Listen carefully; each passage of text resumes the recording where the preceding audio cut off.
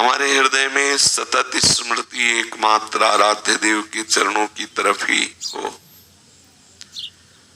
जो जागतिक नाम रूप जागतिक भोग प्रपंच का चिंतन करने वाली वृत्ति है, इसे निरोध कर दीजिए, इसे रोक दीजिए।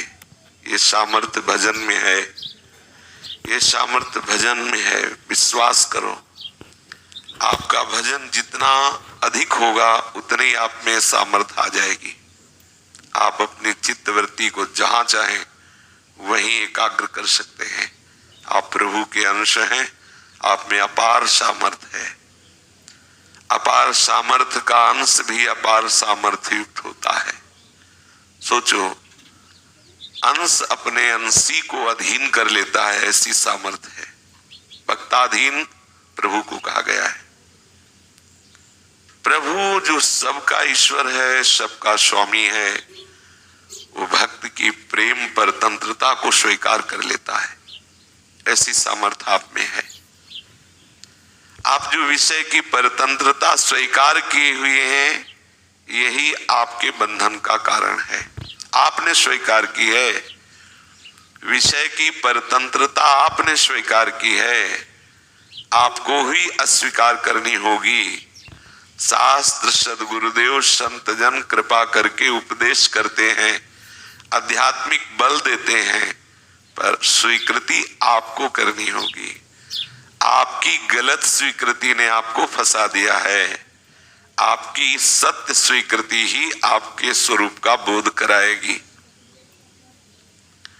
हमारा जीवन केवल सत्य स्वरूप की प्राप्ति के लिए है। दृढ़ निश्चय करने वाला उपासक सब कुछ कर सकता है।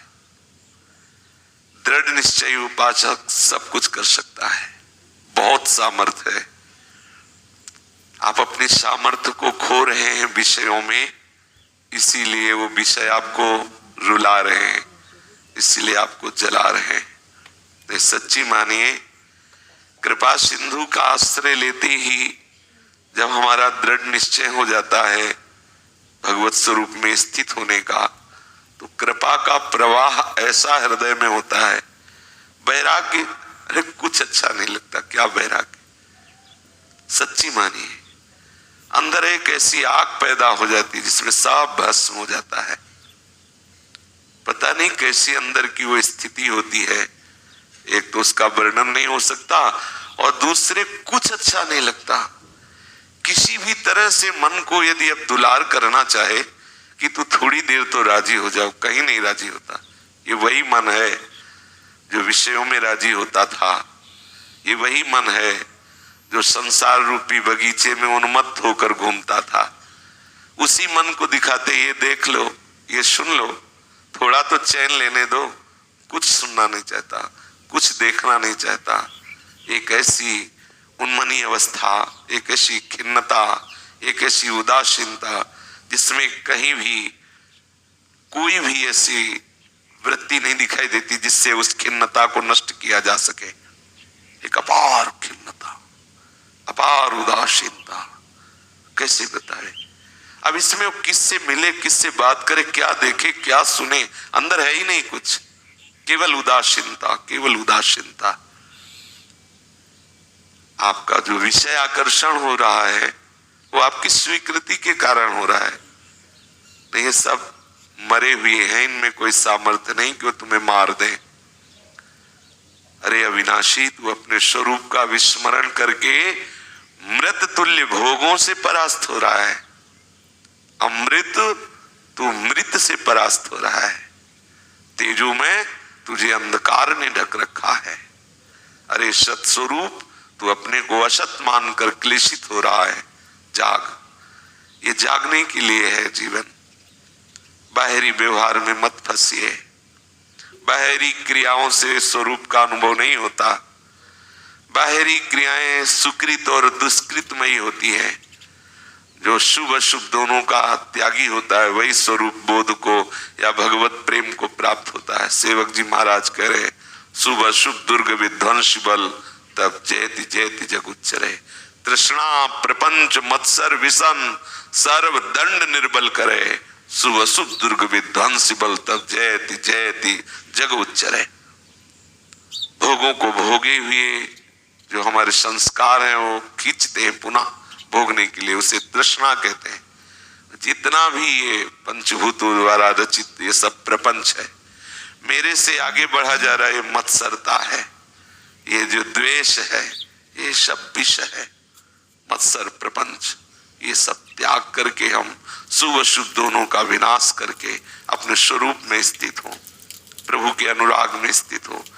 एक है दूसरा है नहीं, ना कहीं भयभीत हो, न कहीं आसक्त हो, न किसी की स्तुति, न किसी की निंदा। दो हो तो बात करें ना, एक ही है। चाहे सगुण साकार मानो, निर्गुण निराकार मानो, प्रेम मानो, ज्ञान मानो, वो उपासना के भेद हैं। उपास्य तो एक ही है, उपास्य तत्व एक ही है।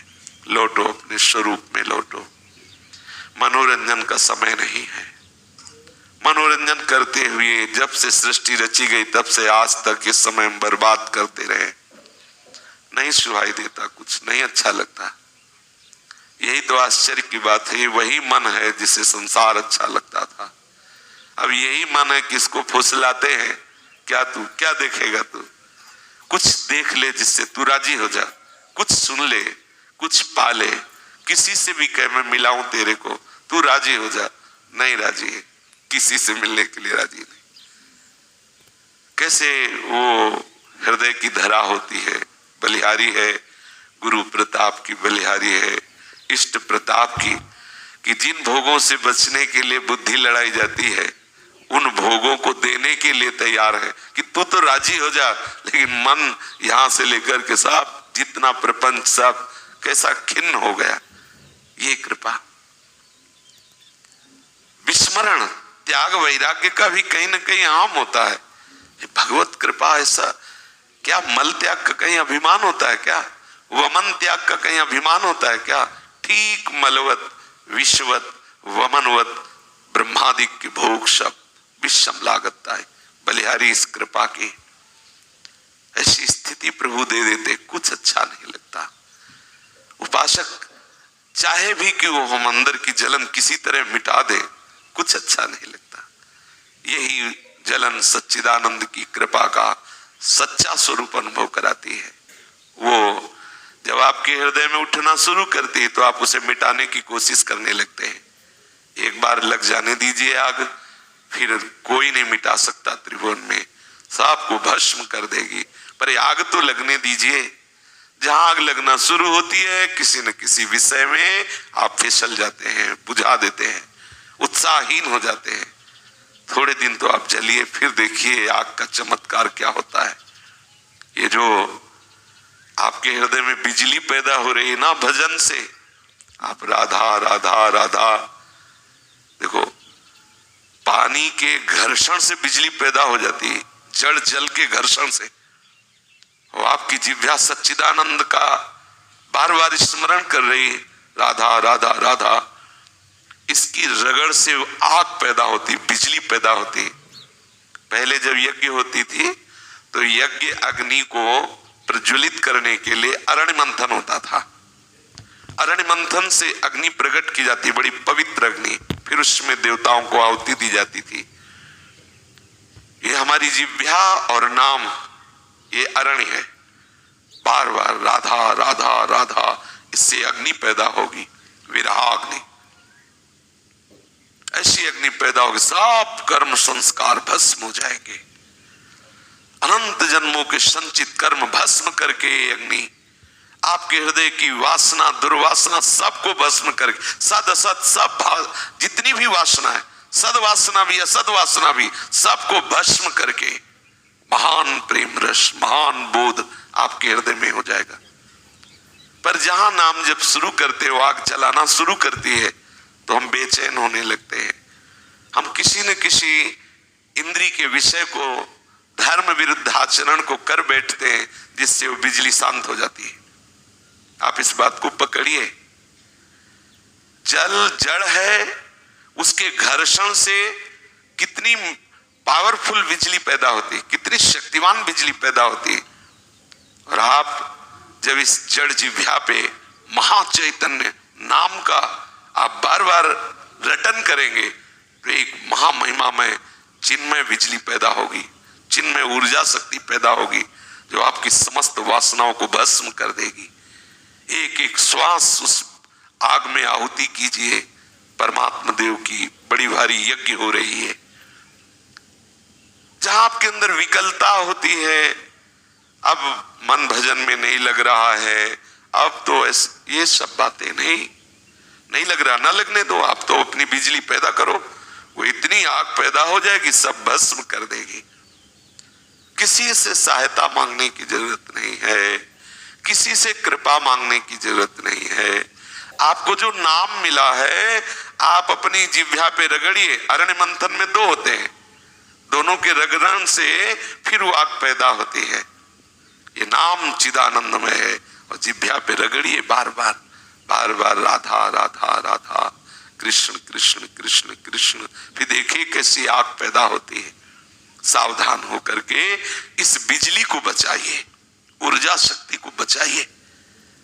आप जो बहुत प्रपंच देख करके, प्रपंच सुन करके, गंदी बातें चिंतन करके, गंदी चेष्टाएं करके आप अपनी आध्यात्मिक बिजली को, आध्यात्मिक ऊर्जा को नष्ट करते हैं, इसलिए आप आगे नहीं बढ़ पाते। अध्यात्म नित्यात्म विनिवृत्त कामा। आप कामनाओं के त्यागी तभी बनेंगे जब आपके अंदर पावर आएगा। आप अपने भजन पावर को बचाइए, बचाइए, बढ़ाइए। कामना सच्ची कहते हैं, हर बात दिखाते हैं इस मन को। कहीं तो राजी हो जा, कहीं नहीं राजी होता, बस चिल्ला चिल्ला के रोने का मन होता है। क्यों? कुछ पता नहीं चलता। अभी एक उपासक पूछ रहे थे कि क्या प्रिया प्रीतम के मिलने में ऐसा होता है क्या? पता नहीं क्या उत्तर इसका दे, कुछ अच्छा नहीं लगता। ये लोग कह रहे कि कल श्री जी की होली है, उड़िया बाबा को रोक दो, होली का कैसे क्या करे? कोई उत्सव, कोई उत्साह नहीं रह गया। वो बस ये लगता है आंख मूंदो, चुपचाप बैठ जाओ, शांत एकांत, बस। या किसी से बोलो मत, कुछ